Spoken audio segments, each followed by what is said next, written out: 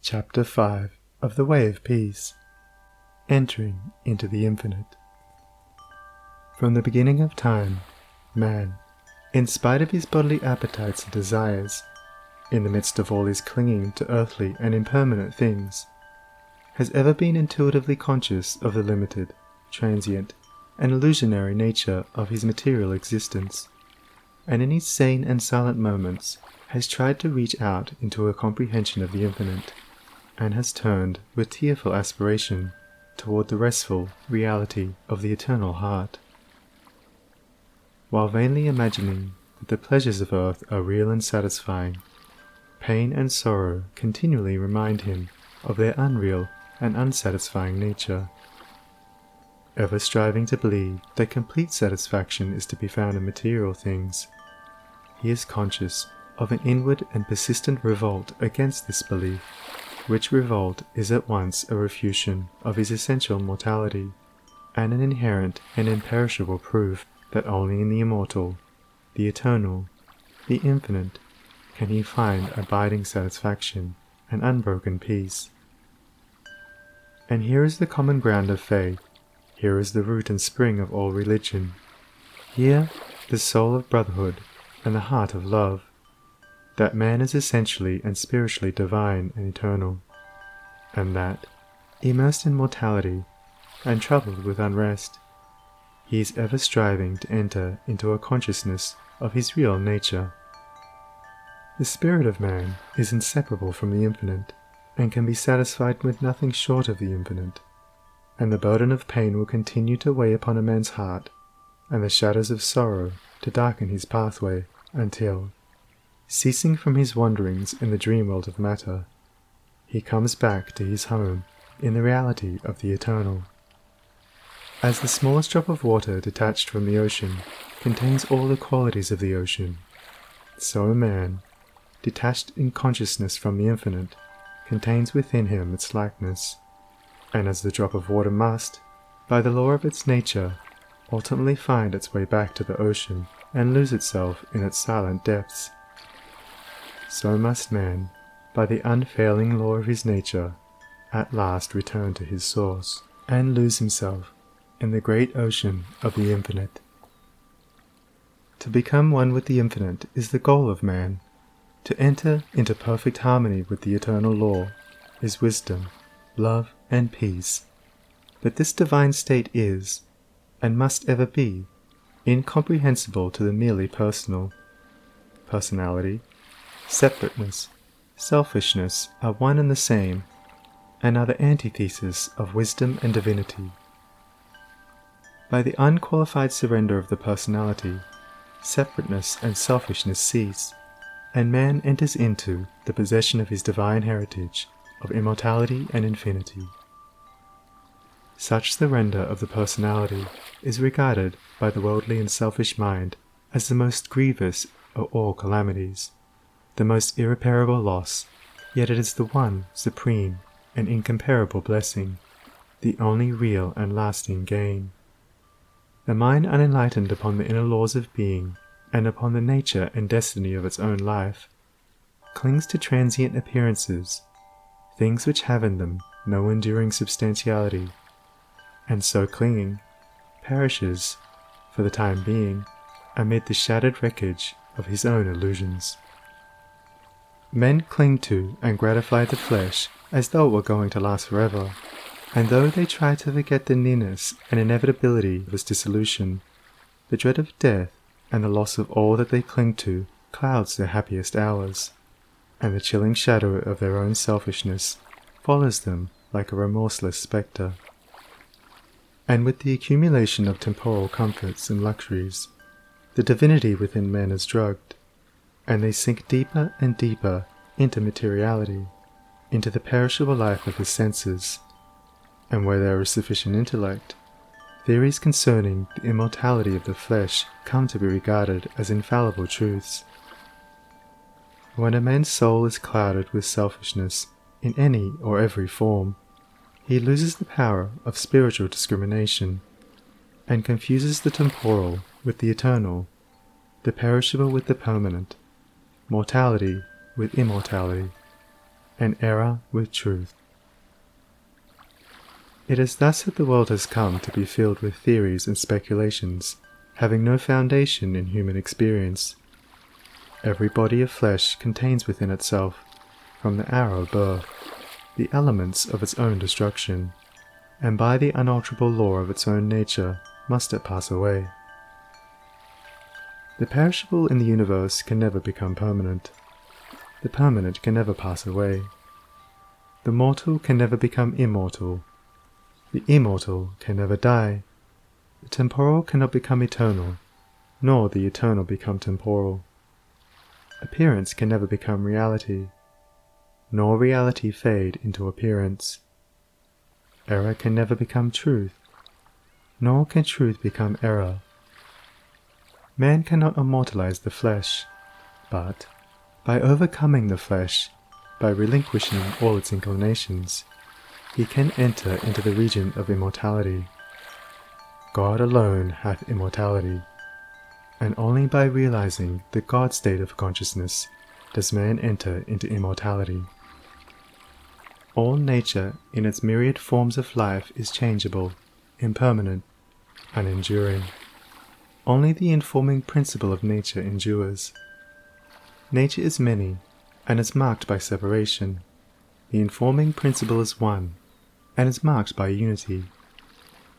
By overcoming the senses and the selfishness within, which is the overcoming of nature, man emerges from the chrysalis of the personal and illusory, and wings himself into the glorious light of the impersonal, the region of universal truth, out of which all perishable forms come.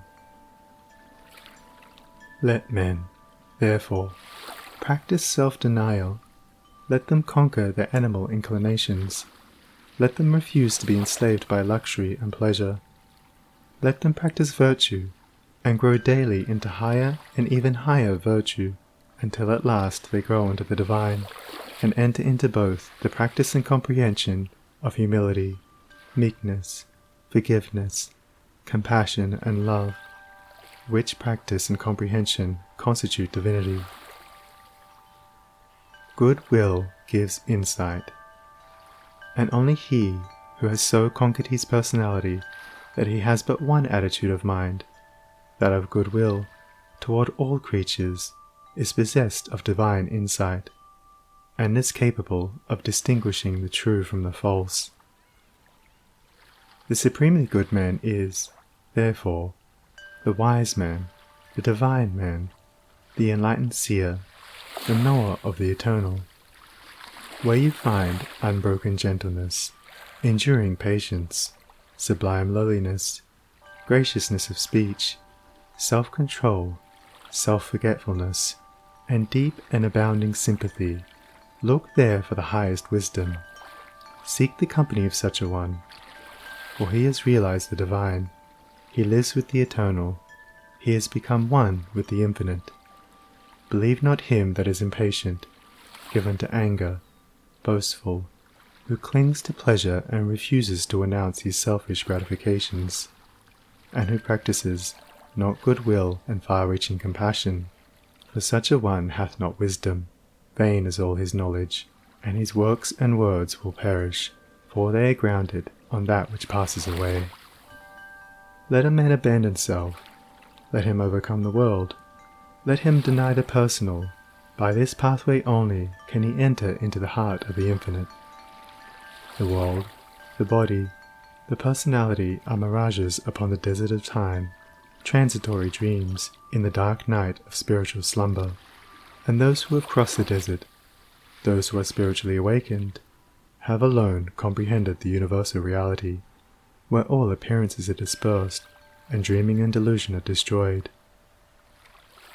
There is one great law which exacts unconditional obedience, one unifying principle which is the basis of all diversity, one eternal truth wherein all the problems of earth pass away like shadows. To realize this law, this unity, this truth, is to enter into the infinite, is to become one with the eternal. To center one's life in the great law of love is to enter into rest, harmony, peace, to refrain from all participation in evil and discord, to cease from all resistance to evil, and from the omission of that which is good, and to fall back upon unswerving obedience to the holy calm within, is to enter into the inmost heart of things, is to attain to a living, conscious experience of that eternal and infinite principle which must ever remain a hidden mystery to the merely perspective intellect. Until this principle is realized, the soul is not established in peace. He who so realizes is truly wise, not wise with the wisdom of the learned, but with the simplicity of a blameless heart and of a divine manhood. To enter into a realization of the infinite and eternal is to rise superior to time, and the world, and the body, which comprise the kingdom of darkness, and is to become established in immortality, heaven, and the spirit, which make up the empire of light. Entering into the infinite is not a mere theory or sentiment. It is a vital experience which is the result of assiduous practice in inward purification. When the body is no longer believed to be, even remotely, the real man, when all appetites and desires are thoroughly subdued and purified, then the emotions are rested and calm, and when the oscillation of the intellect ceases and perfect poise is secured, then, and not until then, does consciousness become one with the infinite. Not until then is childlike wisdom and profound peace secured. Men grow weary and grey of the dark problems of life, and finally pass away and leave them unsolved, because they cannot see their way out of the darkness of the personality, being too much engrossed in its limitations. Seeking to save his personal life, man forfeits the greater impersonal life in truth. Clinging to the perishable, he is shut out from a knowledge of the eternal.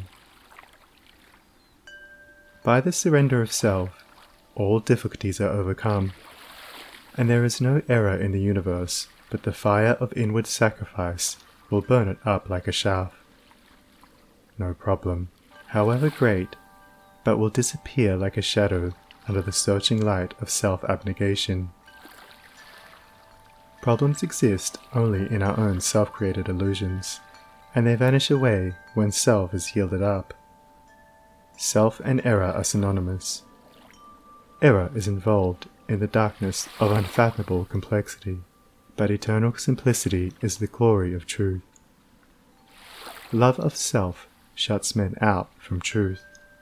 By seeking their own personal happiness, they lose the deeper, purer, and more abiding bliss, says Carlyle. There is in man a higher than love of happiness. He can do without happiness, and instead thereof find blessedness. Love not pleasure, love God. This is the eternal yea, wherein all contradiction is solved, wherein whoso walks and works, it is well with him. He who has yielded up that self, that personality that men most love, and to which they cling with such fierce tenacity, has left behind him all perplexity, and has entered into a simplicity so profoundly simple as to be looked upon by the world, involved as it is in a network of error, as foolishness. Yet such a one has realized the highest wisdom, and is at rest in the infinite. He accomplishes without striving, and all problems melt before him, for he has entered the region of reality, that deals, not with changing effects, but with the unchanging principle of things. He is enlightened with a wisdom which is superior to ratiocination, as reason is to animality. Having yielded up his lusts, his errors, his opinions and prejudices, he has entered into a possession of the knowledge of God, having slain the selfish desire for heaven, and along with it the ignorant fear of hell. Having relinquished even the love of life itself, he has gained supreme bliss and life eternal, the life which bridges life and death and knows its own immortality. Having yielded up all without reservation, he has gained all, and rests in peace on the bosom of the Infinite. Only he who has become so free from self as to be equally content to be annihilated as to live, or to live as to be annihilated, is fit to enter into the Infinite. Only he who, ceasing to trust his perishable self, has learned to trust in the boundless measure of the great law, the supreme good, is prepared to partake of undying bliss. For such a one there is no more regret, nor disappointment, nor remorse, for where all selfishness has ceased, these sufferings cannot be, and whatever happens to him, he knows that it is for his own good, and he is content, being no longer the servant of self, but the servant of the Supreme. He is no longer affected by the changes of earth, and when he hears of wars and rumors of wars, his peace is not disturbed, and where men grow angry and cynical and quarrelsome, he bestows compassion and love. Though appearances may contradict it, he knows that the world is progressing, and that, through its laughing and its weeping, through its living and its keeping, through its follies and its labours, weaving in and out of sight, to the end from the beginning, through all virtue and all sinning, reeled from God's great spool of progress, runs the golden thread of light. When a fierce storm is raging, none are angered about it, because they know it will quickly pass away. And when the storms of contention are devastating the world, the wise man, looking with the eye of truth and pity, knows that it will pass away, and that out of the wreckage of broken hearts which it leaves behind, the immortal temple of wisdom will be built. Sublimely patient, infinitely compassionate, deep, silent, and pure, his very presence is a benediction. And when he speaks, men ponder his words in their hearts, and by them rise to higher levels of attainment. Such is he who has entered into the Infinite, who, by the power of utmost sacrifice, has solved the sacred mystery of life. Questioning life and destiny and truth, I sought the dark and labyrinthine Sphinx, who spake to me this strange and wondrous thing. Concealment only lies in blinded eyes, and God alone can see the form of God. I sought to solve this hidden mystery vainly by paths of blindness and of pain, but when I found the way of love and peace, concealment ceased, and I was blind no more. Then saw I God, e'en with the eyes of God. End of chapter 5. Recording by Sunny Abdullah.